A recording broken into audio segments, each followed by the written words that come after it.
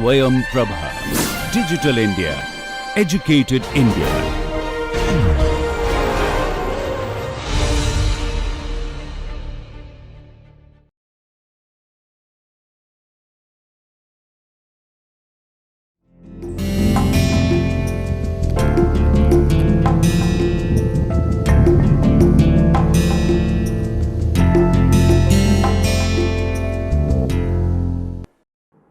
Hello everyone, my name is Dr. Himanshu Tyagi. I am teaching this course titled Heat and Mass Transfer, and today we will continue with where we had left off in last lecture, and we will go ahead and study conduction heat transfer part 2. Before we start, let's do a brief recap of the previous lecture, which was lecture number 2, conduction heat transfer part 1. In that previous lecture we studied certain examples of 1D heat conduction. We looked at plane wall and we looked at several types of temperature profiles. So, if you remember, we looked at linear temperature profile inside this wall like this. We looked at another linear profile like this. We looked at the constant temperature case. So, we assessed a lot of parameters, and then we looked at this parabolic profile. Then we looked at also simple cases like non-uniform temperature gradient, etc. So, we are going to continue it in a more formal sense today. And secondly, we looked at the electrical analogy. So, we looked at the concept of resistivity. So, we looked at electrical resistance equal to resistivity length divided by area. And we also looked at the physical significance of thermal conductivity and how does heat actually transfer during heat conduction. So, these are some of the things that we looked at last time. In today's lecture, we are going to continue with that, and we are going to look two topics in detail. We are going to formally study one-dimensional heat conduction equation, and we are going to introduce the term for energy generation, because that will help us understand how do we get this type of a parabolic temperature profile inside a simple plane wall. And of course, last time also and today also, whatever we have studied is under the category of steady state heat transfer. So, steady state heat conduction is what we had studied last lecture, and in this lecture also we will study that. Of course, Fourier's law of conduction is written over here on the left hand side. Today I am going to write the heat transfer heat conduction equation, and let me go ahead and write that.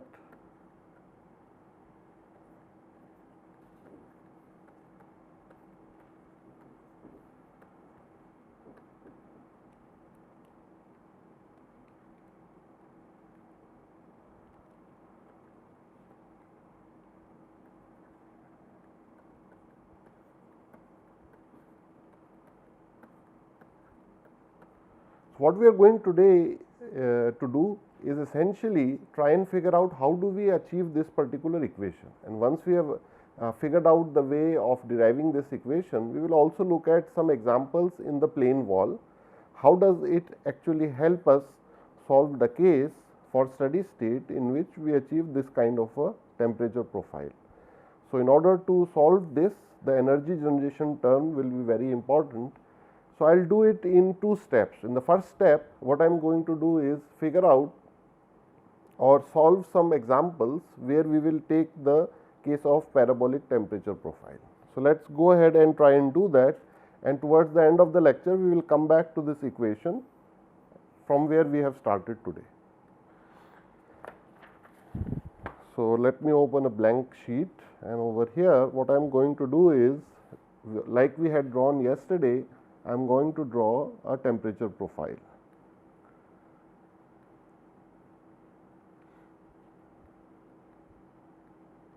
So, this is the mid plane of the wall. So, I have drawn a long wall in which the temperature profile kind of looks like this.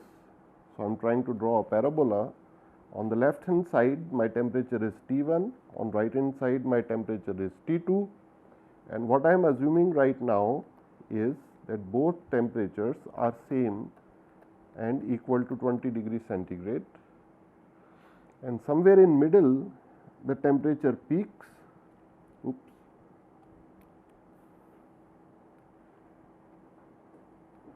and this let me call as temperature T3, and in this particular case I am going to keep it around 40 degrees centigrade.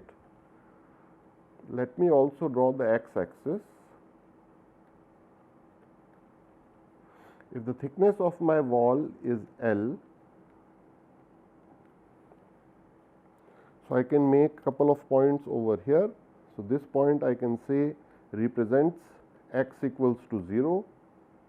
This point over here represents x equals to L,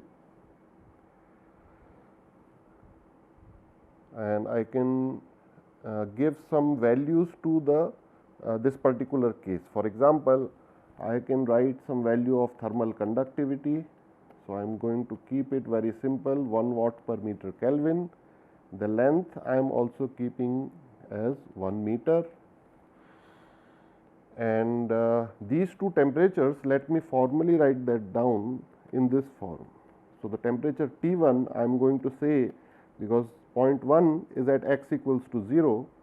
So I will say temperature at x equals to 0 is equals to T1, which I am taking as 20 degrees centigrade. So second temperature over here, this is essentially temperature at x equals to L, and I am defining it as T2, which is equal to 20 degrees centigrade in this particular case.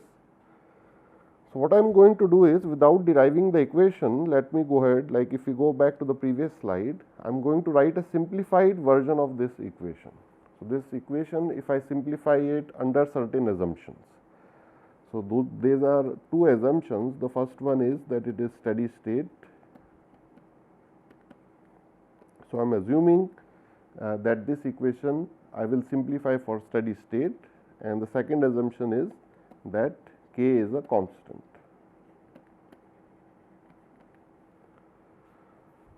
So mathematically speaking, if I apply these two assumptions, the above equation I can simplify and write as follows. So it becomes K d square T by dx square plus E dot gen is equals to 0. So this is something, I will move on to the next slide and I will write the same thing over there. So it becomes K del square d square T by dx square plus E dot gen equals to 0. Now let me pause for a moment and try and explain what is this E dot gen. So in technical terms, what I am talking about here is energy generation per unit volume. So if we look around in nature, are there some masses or volumes where actually energy generation is taking place? So if you look at me or all of us living human beings, so because of metabolism, there is some amount of energy which is generated throughout our body. So if I take a small particular section, 1 centimeter cube or 1 liter cube, in that particular section how much rate of energy is being generated, I can define it in terms of wattage. So I can say perhaps over here maybe 10 watts per centimeter cube or 100 watts per centimeter cube energy is being generated. So this is one just an example. Another example I can think of is, if you go back to the slide, if some current is flowing through some conductor over here, current I is flowing and I know that the conductor will have certain resistance. So it is an electrical case in which current is actually flowing. So because of Joule heating, some amount of power is being generated over here. So this is being dissipated as heat. This amount of heat is being generated. So if I can figure out what is the volume of this particular conductor, then in this particular case I can simply write that energy generation is the amount of power or the heat which is being generated, capital P, divided by the volume. So in this particular case it turns out to be I square R by whatever volume I am considering over here, dV or V. In other cases also in real life, we can have a volume in which heat generation or energy generation is taking place. For instance, if there is a confined room in which some reaction is taking place like combustion, or it could be some other chemical reaction or even nuclear reaction. So in all those cases, wherever we have a confined volume or a particular volume, in which certain amount of energy or heat is being generated. So, we define that as the energy generation term. So, over here if we look back in our slide, so this small E dot gen will have the units of watts per meter cube, and this is the same units which will exist for this case as well. So, I square R gives me watt and dV or volume gives me meter cube. So, coming back to our this particular case over here, what we have assumed is that inside this plane wall, which I am showing with these dots over here, some sort of reaction or some sort of electrical heating mechanism is there, so that uniform energy generation is taking place.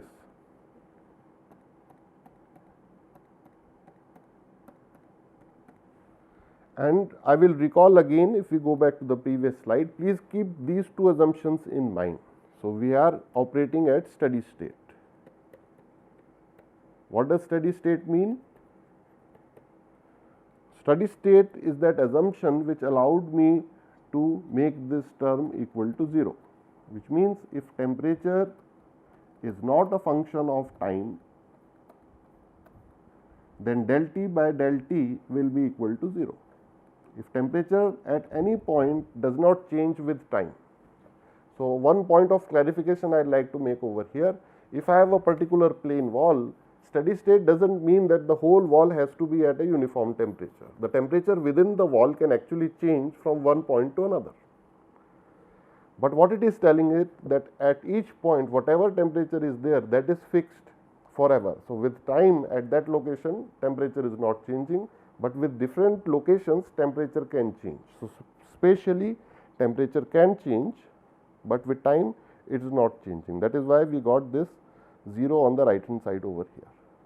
And the second assumption was that K was constant, that is why I could actually pull it outside that particular differential term. So, what I want to do now is, what is my aim? My objective is to figure out how to get the mathematical equation of this particular parabola. So, I will highlight it again with this red color over here. I want to figure out temperature as a function of x. How does it look like? And if I am claiming that this is a parabola, then I should be able to write it in a parabolic term. So, we are all familiar with parabolas. So, I can write it in this form perhaps, ax square plus bx plus c, where a, b and c are some general constants. Some of them can become 0, some of them can be positive, some can be negative. So, we will try and figure out that how do we obtain the equation for this particular curve, and the hint is that if we solve this equation over here, we should be able to figure out the temperature profile inside the wall. So, this is our objective in the first part of today's lecture. Let us try and go ahead and try to solve this equation. So, I will use a new slide. So, I will go to the new slide over here, and what I am going to do is to solve this equation.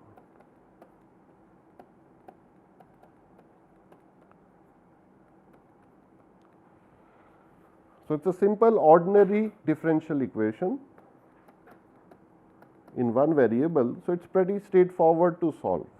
What I can do first is take the E dot generation term on the right hand side and then divide throughout by K. So, essentially what I am going to do is write it like this.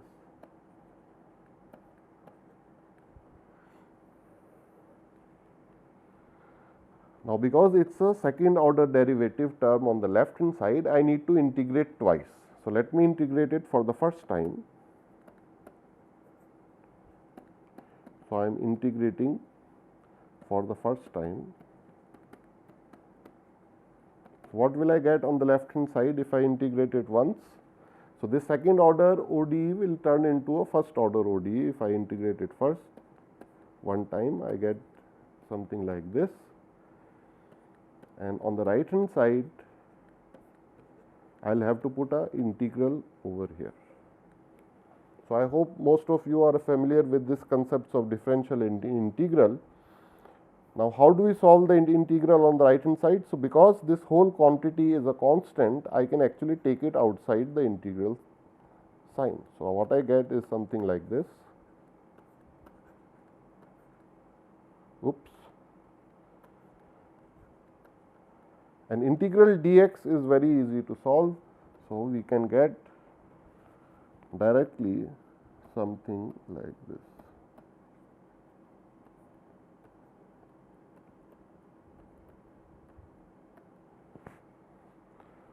So, let me go ahead and write the left hand side over here. So, what the left hand side right now is dt by dx is equal to this term over here. So, I have integrated the ODE once in order to obtain this particular term. Now, we will come to that question that this is a new variable or a constant that we have introduced, but what is its value? So, we will try and figure out that particular value. How do we calculate the value of C1? But let us wait for a moment and integrate it the second time. So, I am now going to integrate for the second time.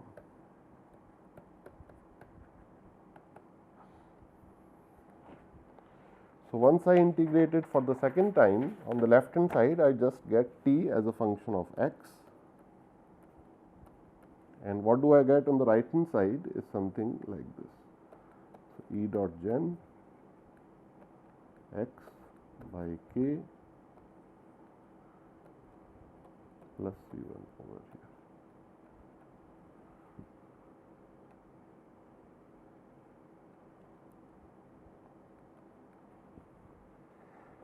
Now, I will integrate it. The first term will become x square by 2. So, what I get is minus E dot gen by k, and this becomes x square by 2.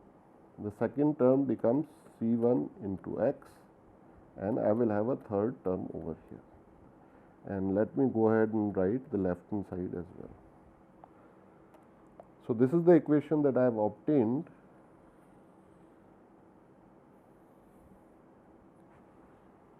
by solving this ODE over here. So, we solve this ODE and we get this expression over here. And is it a parabola? So, that is a question I will pose to you. So, let us go back to the previous slide and then try and see.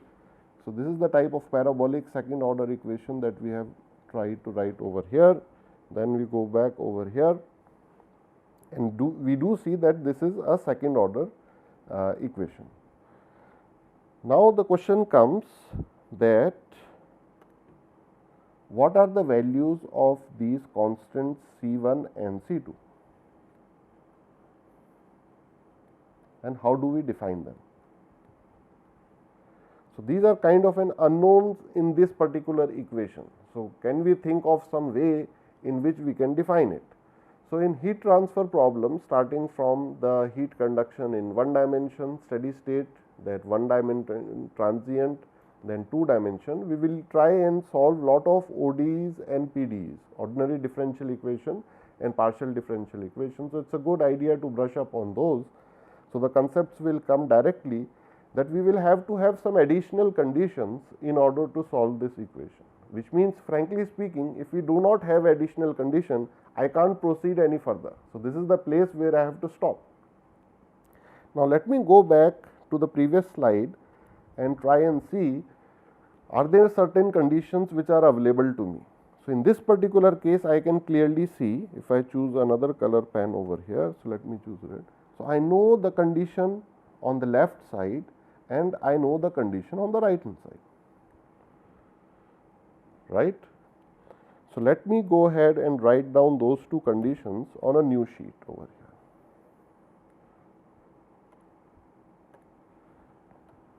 So, I know two conditions are known.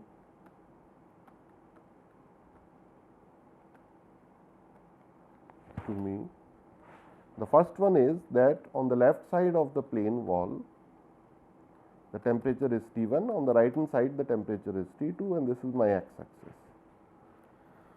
which means I know the value of temperature at x equals to 0, which I have taken as T1.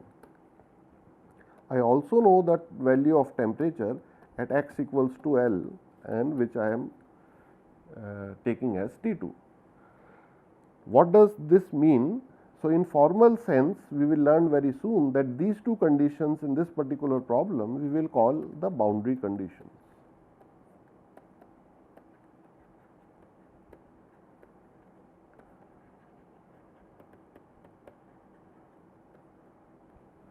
And in future lectures, we will also try and figure out certain other conditions which are known as the initial conditions.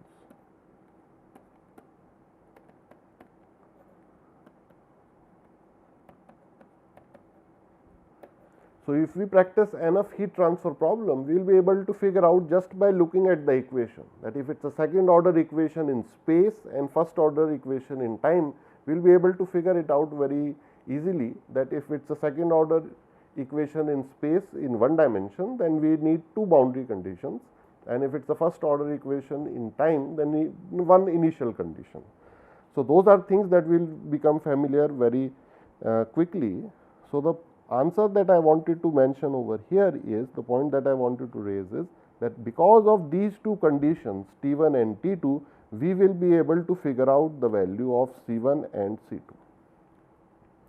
So, let us proceed and try and figure out that what is the value of C1 and C2. So, in formal sense, what I am going to do is, I am going to make this statement that let us apply the first condition.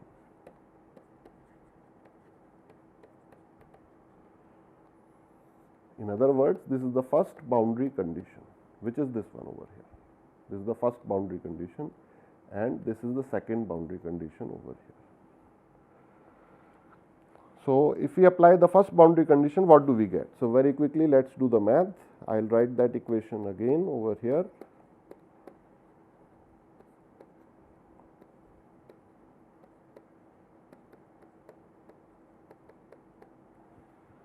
So, what does the first boundary condition tell me?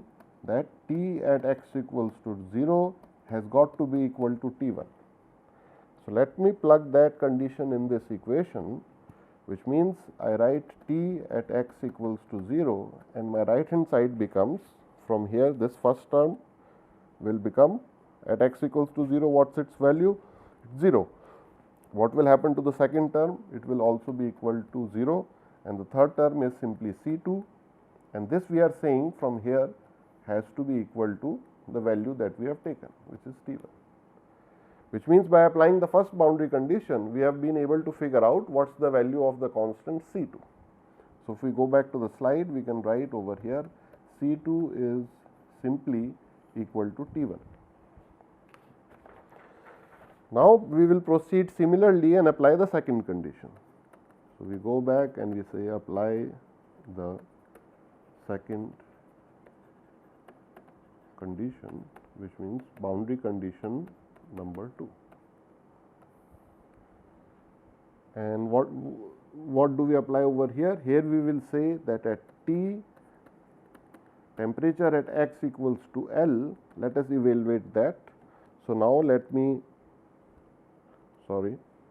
go and put x equals to L over here on the bottom left equation, and what I will get is something like this: E dot gen by K L square by 2 plus C1 L plus C2, and this C2 I can now replace, I am going to erase, because C2 value I know from here is actually equal to T1. So, can I do that? Instead of, I will cut it over here, instead of C2 I am going to write T1. So, I will cancel C2, I will just write T1, and this whole thing is equal to what? This whole thing is equal to T2. That is what I know from this equation over here. On the left hand side of the screen, I am circling that. So, this, by applying this boundary condition, let me switch to the red ink. What I am going to do is to figure out the value of C1 over here. So, let me go ahead and do that. So, what I am going to do is pull C1L on the left hand side and take all the other terms on the other side. So, what do I get over there? On the right hand side, it is T2 minus T1 plus this term will go on the right hand side. So, I get plus E dot gen by k L square by 2. And if I divide throughout by L, I will get the value of C1. So, C1 turns out to be T2 minus T1 divided by L plus E dot gen k L by 2. So, let me mark it with red color once again. So, these are the values that I have obtained now of C1, and it is very interesting and very good for us that these two boundary conditions are known to us. So, that once we have solved the partial differential ordinary differential equation, we got that second order equation which had two constants C1 and C2. So, now what we can do is go back and plug in the values of C1 and C2 in that equation which I had over here. What we need to do now is plug in the value of C1 and C2. Now, it will become a very nice equation. So, I will use a new slide and go ahead and do that.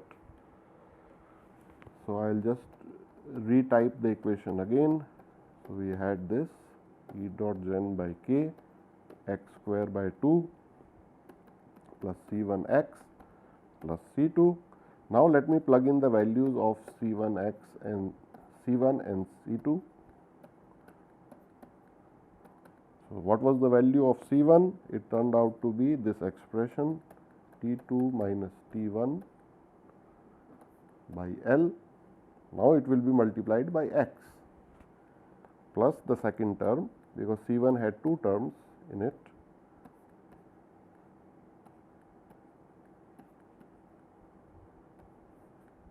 And now, the final term that I will write is C2, which was simply T1.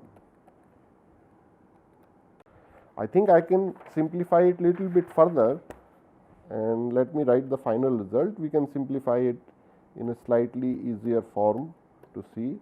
So, it turns out to be equal to T1 plus T2 minus T1 x by L plus E dot gen by 2k x L minus x.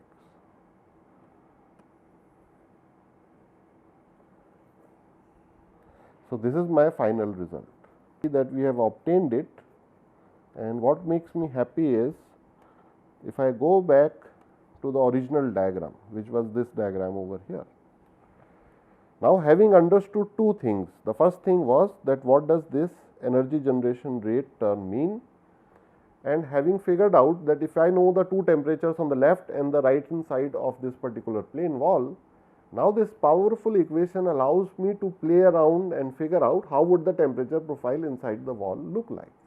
So, let us now look at 2 or 3 cases. We will play around with some numbers like 20 degree, 40 degree and 30 degree, and try and see what the profile will look like if both the end temperatures are same, and also the case where both the end temperatures are slightly different. So, what we are going to do is keep this equation in mind and try and see for 2-3 cases. Just small thing I will do over here, which is that after we have solved this particular equation, let us do a very quick check whether we have made any errors or not. So, what is some way in which we can check whether this equation really satisfies the earlier conditions or not? So, I can actually go ahead and apply those conditions. So, if I apply t equals to 0 in this equation over here, what do I get? I get T1 and the other two terms become 0. So, this is a condition which is okay, because if we go back 2 slides or rather 3 over here, on the left side we have taken the temperature as T1. Now, another check I want to make is what does this equation give me at x equals to L, and I am expecting it should give me T2, because this is the conditions I had put. So, what do I get over here is T1 plus T2 minus T1, because I am putting x equals to L and the third term is 0.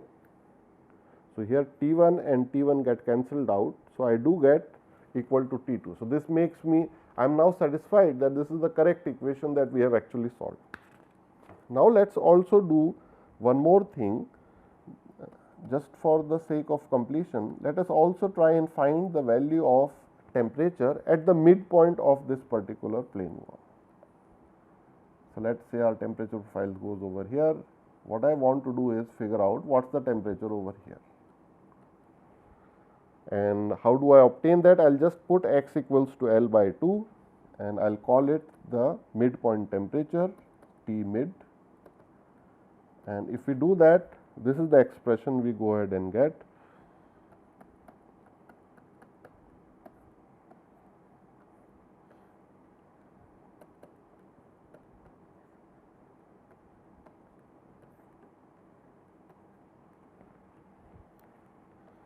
So, we will make use of this expression in the next few slides. That is why I wanted to keep this expression handy.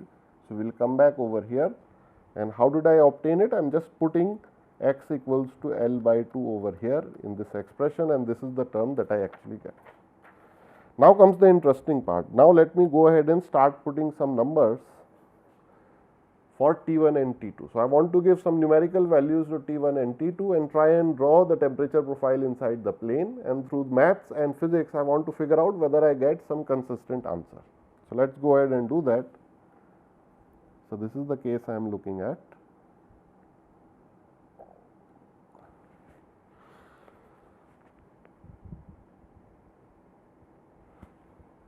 So, the case 1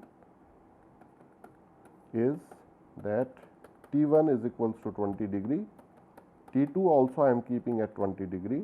The wall properties I am keeping very simple. So, the length, the thickness of the wall L, and I will draw the x axis also. So, this is x axis over here. So, L I am keeping equal to 1 meter, the value of K I am also keeping equal to 1 watt per meter Kelvin, and I have done some calculation and chosen a value of energy generation as 160 watts per meter cube. So, with that particular calculation, what we end up getting is, if we go back to the previous slide over here. So, if I plug in these values over here, what is the value of mid temperature that I get? So, I am writing from memory. T1 I am keeping as 20, T2 I am keeping as 20 divided by 2, plus E dot generation I was keeping as 160, L square was 1 square, 1 meter square divided by 8, and K value also I was taking as 1. This was just for simplicity, so I can use round numbers and do a quick calculation. So, the first term turns out to be 20 and the second term also turns out to be 20. So, what I get in the mid temperature is 40 degree centigrade. So, I can go back and draw this thing slightly larger and to scale over here. So, now I am going to represent temperature on the y axis over here. So, let us say this is 0 degrees, this is 10 degree, 20 degree, 30, 40, 50 and 60 degree. So, I will just put those numbers over there, 10 degree, 20 degree, 30 degree, 40, 50 and 60, and this was my x axis. So, here I have x equals to 0 at the first point, here I have x equals to L, where this is the thickness of the plane wall. I will mark a dotted line in the middle.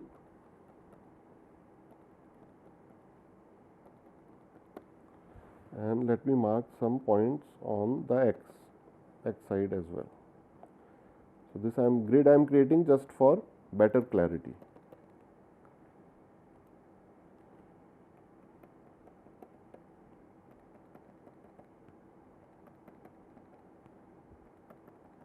Let us see. So, what we have shown over here is that with these values, the mid temperature turns out to be 40 degrees centigrade, which is this point over here. So, the temperature profile kind of goes like this.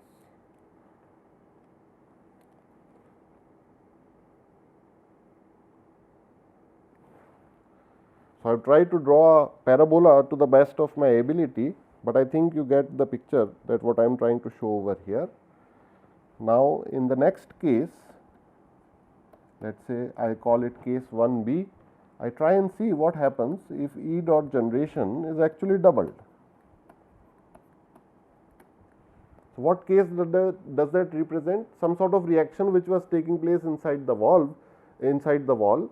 So, we have suddenly tweaked some valve somewhere and we have increased the rate of reaction. Let us say if some fuel was being burnt, we have increased the amount of fuel which is burning. So, from 160 to the amount of energy we are getting now is 320 watts per meter cube. If it was electricity which was generating that heat, so we have increased the amount of current by a factor, so that the amount of heat which is generated has now doubled. So, again we do that particular calculation and we can figure out what would be the midpoint temperature over here. So, I think that we can do very easily, because I am doubling this particular term on this equation over here. So, what will essentially happen is, instead of everything remains same in the first term, but the second term would double. So, this will become 40. So, 20 plus 40, now I am going to get 60 degrees. So, over here T mid, it turns out to be 60 degrees. So, we go back over here and we try and see whether this temperature profile, how it looks like. So, the orange curve, earlier curve was case 1 and the red curve now is case 1b. So, we are seeing now inside this plane wall some very interesting phenomena which is actually taking place. The temperature profile remains symmetrical on both sides. So, if we look at the cross section across the mid plane, left hand side and the right hand side temperature profile mirror one another, which is what we had expected. If we have increased the amount of energy generation inside the plane wall, we have seen that the temperature profile goes up, but what happens to the temperature on the left and right side? It remains always at 20 degrees. Why? Because we will figure out later on. This is the boundary condition that we have put on our ordinary differential equation. So, we have solved it for that case where we have kept the temperature on the left side as T1, we have kept the temperature on right side as T2. Of course, we can change these two temperatures. They both do not need to be 20 degrees at all the time. So, why do not we go ahead and try and do that, and let me call that as case 2. So, I will use a different color for that. In case 2, what we are going to do, because now as engineer, once we have control of that equation, we can, that is the beauty of the solution of a mathematical equation. Once we have control of that equation, now we can go ahead and play with each of those parameters. We can even change the value of k, like I had explained in the previous lecture. We do not even need to have the whole wall made of a uniform material. We will figure out a way later on to build the wall on the half side with, let us say, brick, on the other half side with a material which is having higher or lower thermal conductivity than of the brick. So, in case 2, I have chosen certain values. Now, what I am going to do is, left side temperature I have increased a little bit, right side temperature I have kept the same, and all other conditions I am keeping same as case 1, which means length is equals to 1 meter, thermal conductivity I am keeping as 1, and E dot gen I am keeping as the original value 160 watts per meter cube. Now, let us try and see what do we expect physically to happen over here. So, I am going back to the curve, this figure over here on the bottom left side. So, I am making this blue dot on the left side. So, the left side temperature will be 30 degree and the right hand side temperature will remain to be 20 degree. Now, what do we expect? How will the curve actually look like? So, it is a very interesting question. Let me try and draw this particular thing. Let me try and draw this. Okay. Let me try and draw it first physically over here, or should I use a new scale? So, let me go ahead and go to the new sheet over here. I will just redraw the same thing once again, just for clarity, so that there is no overlap between case 1 and case 2. So, it will just take me a little while. So, I have 0 degree, 10 degree, 20 degree, 30, 40, 50 and 60 degree over here, and let me go ahead and do this.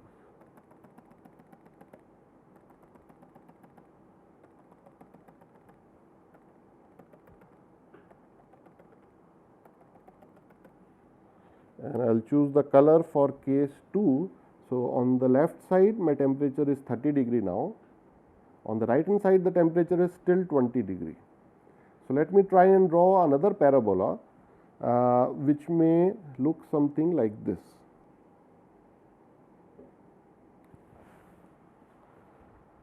So, it may look something like this. The exact numerical values we will have to figure out by using that equation.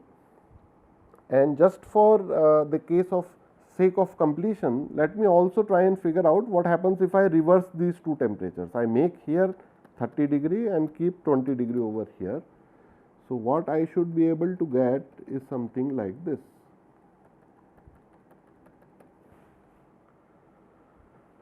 So, what we have seen is we have not solved it mathematically yet, but physically what it appears is that this particular peak actually has shifted little bit towards the left side over here from the mid plane. So, the whole wall is actually generating heat, but the temperature on the left side we are keeping slightly higher. So, the peak shifts towards the left. Now, we can actually figure out the value of this peak as well as its location. Before I do that, let me consider another case. If I assume that on the left side now I have increased the temperature to 50 degrees, okay, but on the right hand side I have still retained it at 20 degree over here. So, this I will represent with green color. I want to do this case because this is the case I have actually solved. So, I will be able to share those values with you. What I am getting is something like this. So, over here what I want to figure out is that what is this peak temperature that I am getting, and this peak temperature at which point does it actually occur. So, what is the value of x at this particular peak temperature. So, that calculation I did earlier and I will share that result with you. So, I am going to directly share that result, but let me ask one or two questions. What is the correct approach for solving the location as well as the temperature of the peak value? So, do we see some physical similarity with the maxima value that is occurring over here? In other words, the slope over here, if I can draw this horizontal green line, is actually 0, and this slope which I am representing with this expression over here. So, this is the slope of temperature as a function of x dt dx, and temperature as a function of x, that expression I already had earlier. I will go back and show that expression which was over here. So, this was my final result. I am showing it with the green star over here. If I can take the first order derivative of that and put it equals to 0, if I take that differential and put it equals to 0, I will do that exercise very quickly over here, and I want to make it equals to 0. So, let me go ahead and do that. That expression for t as a function of x, I will write very briefly over here. It was t1 plus t2 minus t1 multiplied by x by L plus E dot gen divided by 2k x L minus x. So, if I differentiate it, the first term over here it becomes 0, the second term is simply t2 minus t1 divided by L, and the third term which I get is E dot gen divided by 2k L minus 2x, and this whole thing I want to put equal to 0. So, from this particular equation I will be able to get a value of x. I can solve for x. So, if I solve for x, what I get is x turns out to be L by 2 plus k T2 minus T1 divided by E dot gen. So, this gives me the location of the peak temperature, and this is the point at which dt by dx is equals to 0. That is what we have solved it for. Now, what we can do is very quickly plug in all these values. So, I can plug in the value of L, K, T2, T1 and E dot gen, and what I get is I will plug in those values. I will write those numbers over here. Let me go back. So, L by 2 becomes equal to 0.5 because L value was 1. So, let me go ahead and do that. It becomes 1 by 2. K value is 1 and T2 value is over here equal to 20, because I will write this in green over here. We are considering this particular curve. So, over here we have kept T1 is equals to 50 degree on the left side and T2 is equal to 20 degree on the right hand side.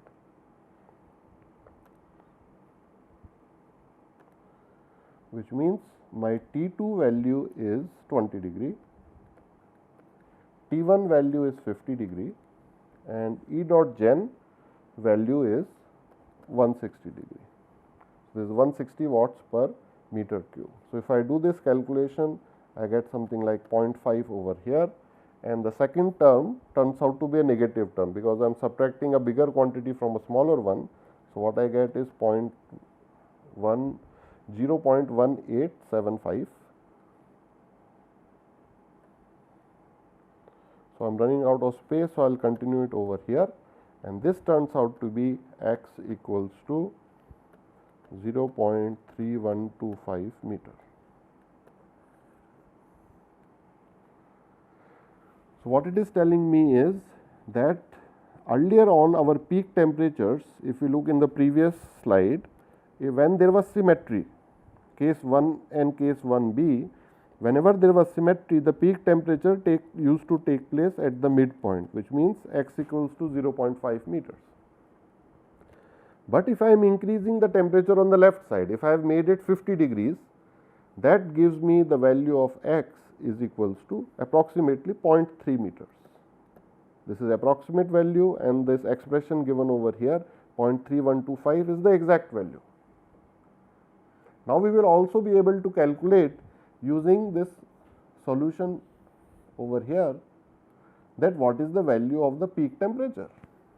So, for that we require a calculator. So, I will not do the whole calculation over here, but I can write the final expression that T peak is equal to T at x equals to this value 0.3125 meters, and this turns out to be 57.8125 degree centigrade, or roughly speaking we can simply approximate it as 57.8 degree centigrade.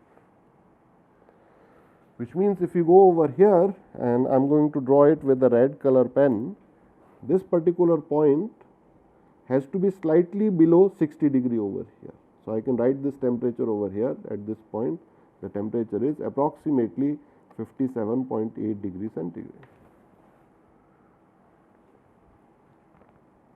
While we go back and we see that earlier on everything was symmetrical, now the temperature has shifted slightly towards the left.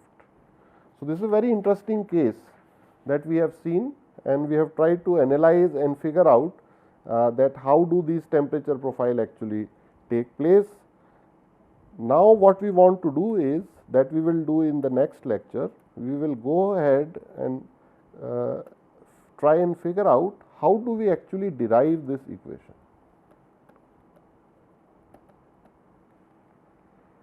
And this equation, whose formal name is one dimensional heat conduction equation,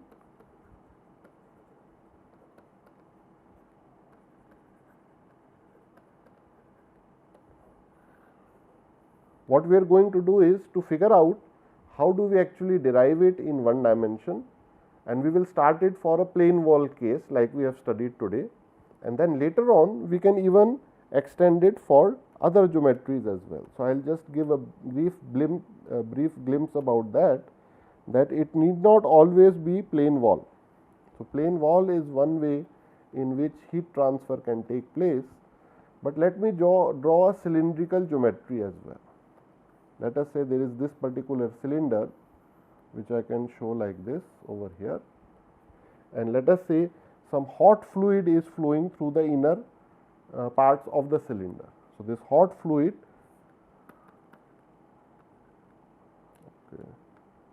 is having some high temperature, let us say 90 degrees, and the outer surface of the cylinder is maintained at a lower temperature. Let us say T outer is much lower, it could be ambient temperature like 30 degrees. So, over here also what we are going to find is heat transfer will still remain one dimensional, but instead of being in the x direction, which was the case for the plane wall. So, here the conduction was taking place in the plane wall in the x direction over here. For the cylindrical case, we will have to use the r coordinate. So, if I draw the r direction over here, r stands for the radial coordinate. So, here I can write that the conduction of heat actually takes place radially over here, which means I can just give a glimpse that in the earlier plane wall case, this Q conduction was proportional to del T by del X, dt by dx. In the radial case, it may be proportional to dt by dr. So, this will give us very interesting result, because there are many cases in real life where the heat transfer is actually taking place inside pipes, and when we are looking at pipes and cylinders and rods, it is much better to use the radial coordinate, it is much more convenient to use it that way. And we can consider one more case where, let us say, the heat transfer is taking place inside a sphere. So, I am trying to draw a 3-dimensional sphere over here. I hope you are able to visualize it. This could be a big container, this could be a big vessel in which, let us say, some nuclear reaction or some chemical reaction or some furnace it is inside over there, which maintains a very high temperature. So, over here we can say the inner temperature is very high inside this particular sphere over here, and let us say the inside temperature is 150 degrees centigrade. On the outer surface over here, the temperature is much low. Over here, let us say temperature is 50 degrees centigrade. So, what will happen inside this particular sphere is that heat is going to heat transfer is going to take place from the inner surface to the outer surface. So, here again, as engineers, we will be able to figure out what is the inner dimension, outer dimension, what material can be made of, if we are trying to control the value of conduction heat transfer over here as well. So, if this Q conduction is something which is given to us, that it is a target that we have to achieve, we can design it in such a way that we will be able to figure out how much heat transfer is taking place over here. And here again, this conduction heat transfer will not be a function of x, it is more convenient to take the derivative with the radial direction r. So, over here this r will be the radial direction over here, and we will be able to calculate dt by dr, and in all these cases it is very interesting actually to figure out how does the temperature profile look like. So, in the plane case, like we have seen over here, it is very easy to draw all these type of temperature profiles like we have done in the previous lecture as well as in today's lecture. It could be a parabola, it could be a parabola which is not symmetrical on both sides, because heat generation is taking place, and we will do the same exercise for cylinder as well as for sphere.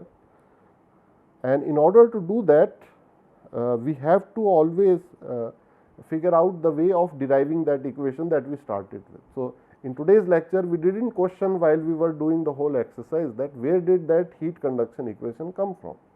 So, in the next lecture, that is what we are going to do. We are going to formally define derive that particular equation just for the plane wall case, and then extend the same analysis for the cylindrical as well as for the spherical coordinate.